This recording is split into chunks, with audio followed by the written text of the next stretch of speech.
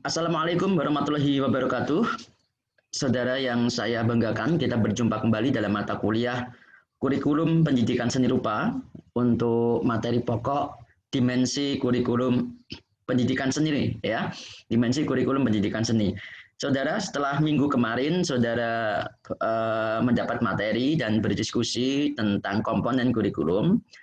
Pada hari ini kita akan melanjutkan materi kita tentang dimensi kurikulum pendidikan seni, ya, khususnya pendidikan seni rupa. Dalam kuliah kali ini, saudara diharapkan dapat memahami beberapa dimensi-dimensi kurikulum dalam pendidikan seni rupa, dengan harapan saudara bisa memahami secara lebih mendalam, lebih luas ya tentang wujud-wujud kurikulum ya dalam pendidikan seni.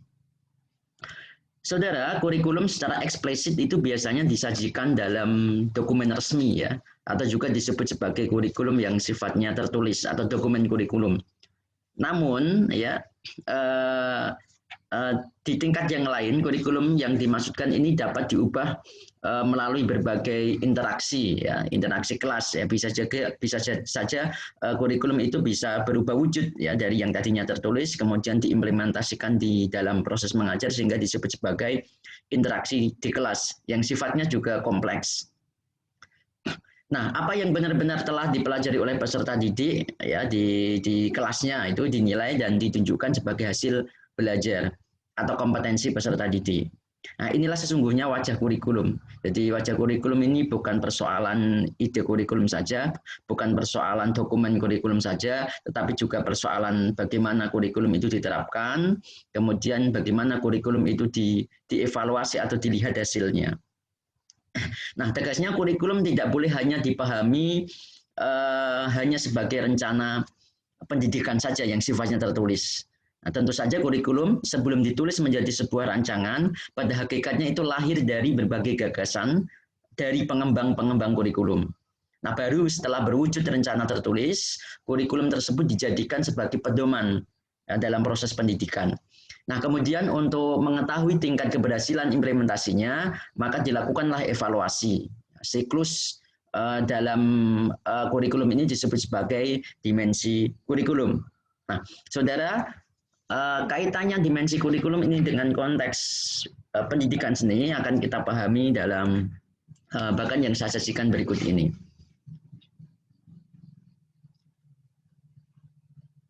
Baik, saudara, ini adalah bagian yang menunjukkan dimensi kurikulum. Nah, ada 4 dimensi kurikulum yang perlu saudara ketahui. Yang pertama adalah kurikulum dalam dimensi gagasan, dan yang kedua adalah kurikulum dalam dimensi tertulis, yang ketiga adalah kurikulum dalam dimensi pelaksanaan, dan yang keempat adalah kurikulum dalam dimensi hasil. Nah, kurikulum dalam dimensi gagasan atau lazim disebut sebagai actual kurikulum, sebagai official kurikulum ya. Kurikulum dalam dimensi ini berisi harapan-harapan besar ya, sesuatu yang dicita-citakan pada dunia pendidikan yang akan dilaksanakan. Isi dari dimensi gagasan kurikulum adalah visi apa yang diharapkan dalam pendidikan yang dilakukan. Kemudian kemampuan-kemampuan apa yang diharapkan atau diharapkan dimiliki dari generasi yang akan datang. Cita-cita pendidikan apa yang ingin dicapai, filosofi pendidikan apa yang mendasari paradigma-paradigma pendidikan apa yang akan dianut oleh sebuah negara ya. Sedangkan wujud kurikulum dalam dimensi gagasan ialah sekumpulan visi pendidikan, saudara ya, sebuah sekumpulan visi pendidikan baik itu yang ditulis maupun tidak tertulis. Jadi gagasan kurikulum tersebut selanjutnya diwujudkan dalam kompetensi inti dan kompetensi dasar yang diharapkan. Nah, itu ya, saudara. Nah, gagasan-gagasan kurikulum yang sudah dimuatkan di dalam kompetensi inti dan kompetensi dasar tersebut kemudian akan dilanjutkan ya dalam atau dirancanakan secara lebih real ya, lebih tertulis ya dalam bentuk kurikulum dimensi tertulis. Nah, sedangkan pelaku kurikulum dalam dimensi gagasan ini adalah pemerintah. Ya, karena pemerintah dalam hal ini adalah pihak yang memiliki kewenangan atau otoritas untuk menentukan arah pendidikan nasional ke depan. Gagasan kurikulum ini dapat kita ketahui ya biasanya ini tercantum dalam dokumen resmi kurikulum. ya, dalam dokumen resmi kurikulum yang disusun oleh pemerintah, ya. Jadi setiap kurikulum itu pasti mengandung gagasan tertentu, mengandung visi-visi tertentu, atau sesuatu apa yang diharapkan dalam generasi yang akan datang melalui pendidikan dengan kurikulum tertentu itu. Ya, demikian juga ini berlaku untuk pendidikan seni, ya.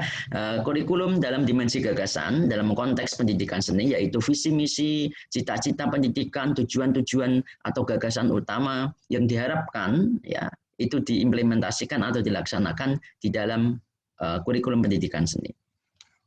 Selanjutnya, saudara, adalah kurikulum dalam dimensi gagasan ini, khususnya dalam konteks kurikulum seni budaya.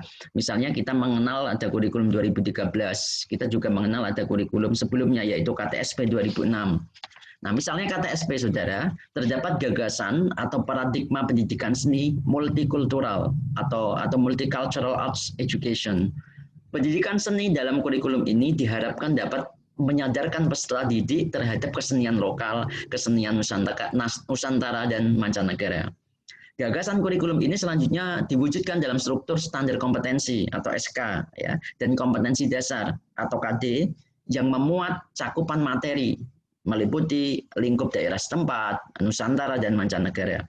Nah, lain halnya dengan kurikulum seni budaya 2013 ini memiliki visi yang berbeda, ya. Gagasan dalam kurikulum 2013 ini merujuk pada paradigma scientific learning, ya, atau pendidikan berbasis saintifik yang berlaku umum untuk semua mata pelajaran termasuk pendidikan seni, baik itu rupa, musik, tari, teater. Gagasan tersebut kemudian diwujudkan dalam bentuk kompetensi inti atau KI. Ya, ada KI 1, 2, 3, 4 ya dalam K13. Juga diwujudkan dalam kompetensi dasar atau KD. Ya, ada KD 3, ada KD 4 ya. Yang menekankan pada pemahaman, ya, aspek pemahaman di KD 3 dan aspek keterampilan di KD keempat. Itu, saudara, bagaimana gambaran gagasan-gagasan kurikulum itu biasanya termuat dalam naskah kurikulum itu. Saudara, selanjutnya adalah dimensi kurikulum rencana tertulis atau written kurikulum. Kurikulum dalam dimensi tertulis adalah penjelasan yang lebih konkret, yang lebih tekstual ya dari dimensi gagasan. Jadi gagasannya apa, kemudian diimplementasikan secara tertulis nih, ya, ditulis, dirumuskan secara lebih nyata menjadi kurikulum tertulis ya atau written kurikulum.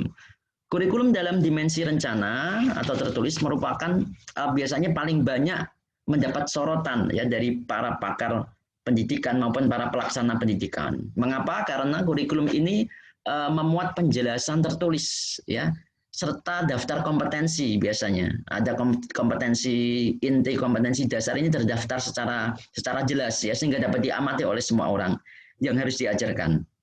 Nah, isi kurikulum dalam dimensi tertulis ini ialah rencana-rencana program pendidikan yang secara eksplisit itu dituangkan. Aspek perilaku, aspek pelaku ya, atau siapa yang melakukan ini biasanya adalah pemerintah atau juga guru ya. Pemerintah berbuat apa? Pemerintah itu berperan menuliskan kurikulum dalam bentuk dokumen resmi kurikulum. Ya berupa di dalamnya isinya ada deskripsi kurikulum, dilengkapi dengan lampiran kompetensi inti dan kompetensi dasar.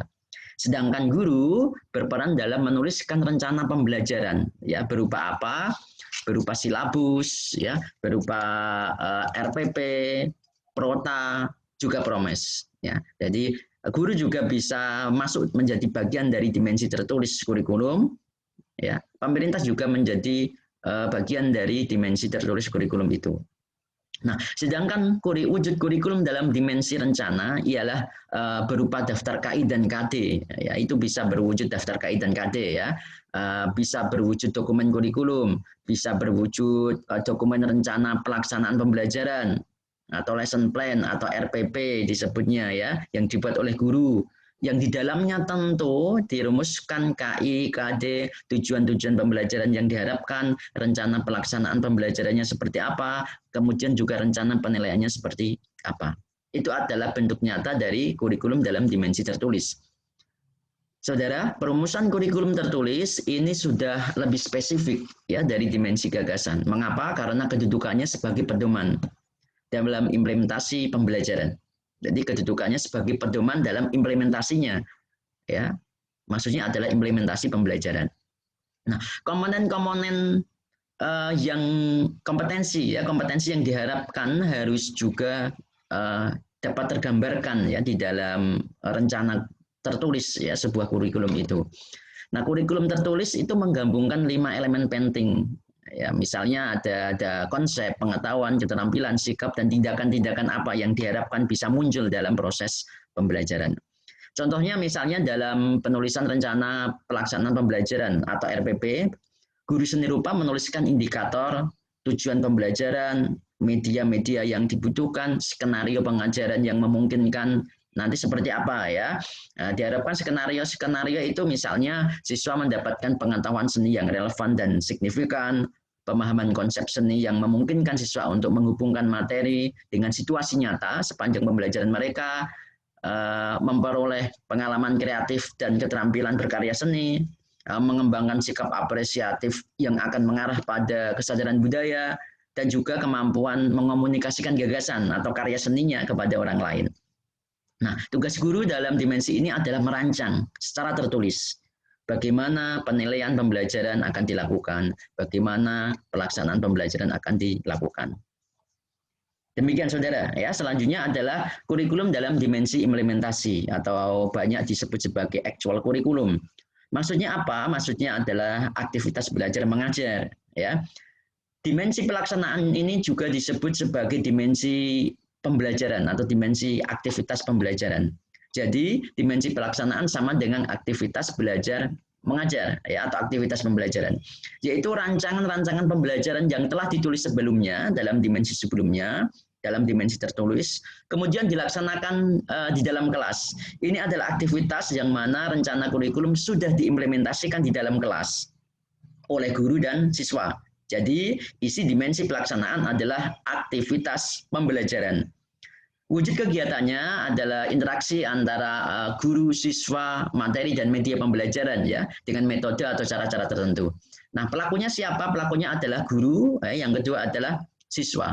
Nah, di sini terjadi aktivitas guru memberi informasi atau materi pembelajaran dan aktivitas siswa dalam menerima informasi atau materi pembelajaran. Nah, dari sudut pandang guru ya aktivitas dalam dimensi implementasi adalah aktivitas mengajar. Sebaliknya dalam sudut pandang siswa, aktivitas dalam dimensi implementasi adalah aktivitas belajar. Nah, itu saudara. Ya, itu saudara bagaimana penjelasan yang lebih jelas ya tentang kurikulum dalam dimensi pelaksanaan. Selanjutnya yang terakhir adalah kurikulum dalam dimensi hasil. Ya, atau kita dapat sebut secara ringkas sebagai hasil dari implementasi kurikulum seni, khususnya pasca pembelajaran. Saudara, kurikulum menuntut keselarasan atau relevansi antara metode mengajar dan mengajar dengan sistem atau mekanisme penilaian yang sesuai.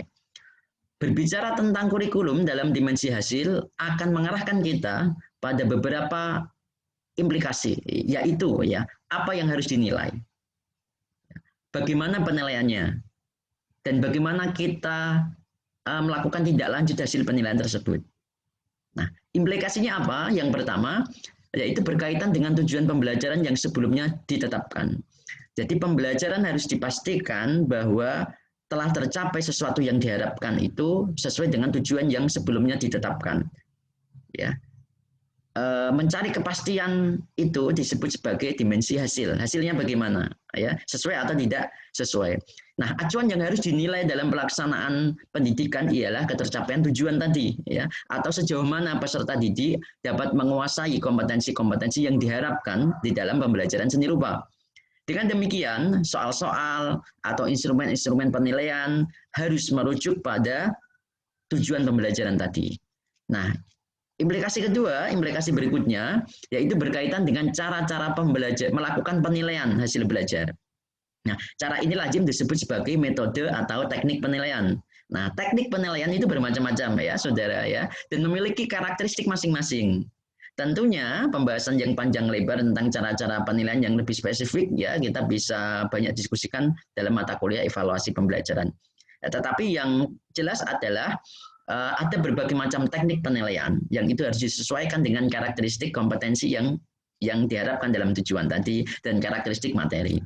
Bila kompetensinya adalah kompetensi praktik, materinya materi praktik, maka tidak mungkin kita memberikan evaluasi dalam bentuk soal, ya, penilaian dalam bentuk soal tes kan tidak tepat, ya. Soal tes itu lazim dipakai untuk mengevaluasi kompetensi-kompetensi yang berbasis pengetahuan. Nah, saudara, terdapat 3 kemungkinan tidak lanjut, ya. Tidak lanjut, ya. Implikasi yang ketiga yaitu tidak lanjut, ya, dari penilaian dari hasil belajar itu. Nah, harus ada tidak lanjut setelah hasil belajar itu diketahui. Nah, 3 kemungkinannya adalah yaitu pertama melakukan remedial teaching. Untuk apa? Untuk siapa? Yaitu untuk kelompok siswa yang mengalami kelemahan dalam belajar. Hasilnya di bawah yang diinginkan atau yang ditargetkan. Kedua, memberikan pengayaan, yaitu kepada siswa-siswa yang jauh melampaui target, ya, memiliki kompetensi yang sangat lebih dibanding yang lain. Atau juga melaksanakan kompetensi atau pembelajaran berikutnya. Saudara, kurikulum dalam dimensi hasil ini dapat berisi proses evaluasi yang meliputi berbagai aspek, yaitu evaluasi terhadap aspek pengetahuan seni, evaluasi terhadap aspek sikap apresiatif, dan evaluasi terhadap pengalaman kreasi seni. Nah, ketiga aspek ini secara lebih spesifik sesungguhnya sesuai dengan kriteria atau indikator yang telah ditentukan, yang sebenarnya mengacu pada tujuan pembelajaran yang sudah ditetapkan sebelumnya. Ya, untuk apa? Untuk mencapai hasil belajar yang diinginkan. Penilaian di dalam evaluasi ini dapat dijalankan atau dilakukan sepanjang proses pembelajaran. Lazim disebut sebagai penilaian formatif, atau pada akhir pembelajaran lazim disebut sebagai penilaian sumatif. Penilaian yang dilakukan untuk tujuan formatif ini lebih bersifat reflektif, ya, antara guru dan pelajar terkait dengan pembelajaran. Nah, tujuan utama dari jenis penilaian ini adalah untuk mengidentifikasi kebutuhan khusus dan untuk menyesuaikan cara-cara mengajar yang lebih tepat. Umpan balik menjadi kata kunci dalam penilaian formatif karena memberikan informasi untuk meningkatkan pengalaman belajar peserta didik. Nah, intinya penilaian formatif ini berorientasi untuk kemajuan dan kinerja siswa maupun guru di dalam pembelajaran. Sedangkan penilaian untuk tujuan sumatif itu mengacu pada proses evaluasi pencapaian hasil belajar pada waktu tertentu. Misalnya saudara mengenal ujian akhir semester, itu adalah contoh penilaian formatif. Nah, saudara, di dalam slide berikutnya secara lebih jelas saya menyajikan 4 perbedaan dimensi tersebut, ya, dimensi kurikulum yang dipetakan berdasarkan isi, pelaku yang terlibat, dan wujudnya, ya. Saudara bisa lihat lebih lanjut dalam bagian ini, dalam tabel ini maksudnya. Nah, saudara, ada tabel dimensi yang meliputi gagasan, rencana tertulis, implementasi, dan hasil belajar. Nah, di dalamnya, di sampingnya juga ada kolom isi, pelaku, dan wujud.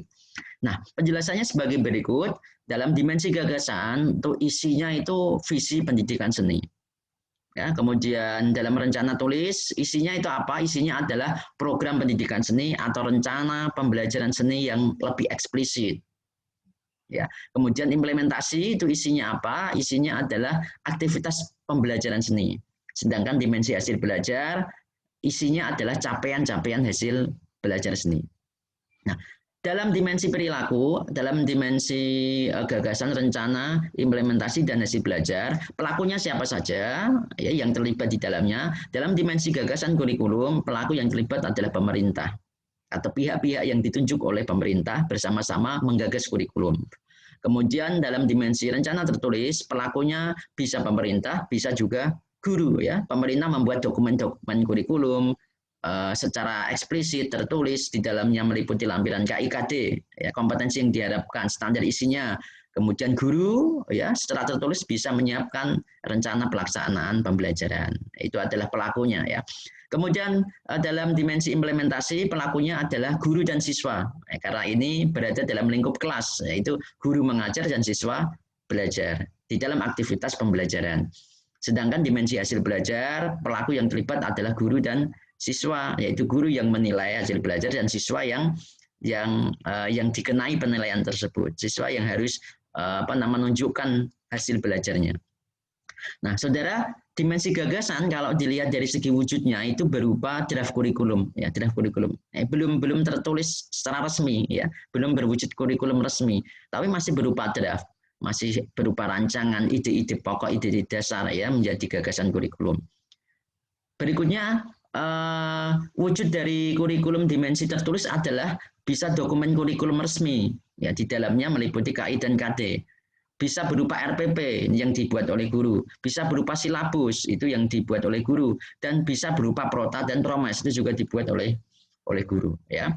Itu wujudnya. Nah, wujud kurikulum dalam dimensi implementasi itu berupa aktivitas. Jadi ini berupa dokumen, ya, naskah dokumen kalau wujud dari rencana tertulis, sedangkan wujud dari dimensi implementasi adalah perilaku atau interaksi antara guru dan siswa, materi dan media pembelajaran dengan cara-cara tertentu, dengan metode-metode tertentu, atau saudara sebut sebagai aktivitas belajar mengajar. Itu adalah wujudnya. Sedangkan yang terakhir wujud dari dimensi hasil belajar adalah penilaian-penilaian yang dilakukan ya, dalam bentuk penilaian kelas atau jenis penilaian yang lain, ya misalnya formatif, sumatif. Nah, saudara, ini adalah dimensi kurikulum yang sudah secara jelas kita petakan bersama. Saya harapkan saudara bisa memahaminya dengan baik. Nah, untuk memperluas dan memperdalam pengetahuan saudara dan pemahaman saudara, mari kita berdiskusi di forum elena.unes.ac.id. Ya, aktivitas diskusi saudara akan menjadi catatan penting dalam aktivitas kuliah ini. Ya, selamat berdiskusi di Elena. Wassalamualaikum warahmatullahi wabarakatuh.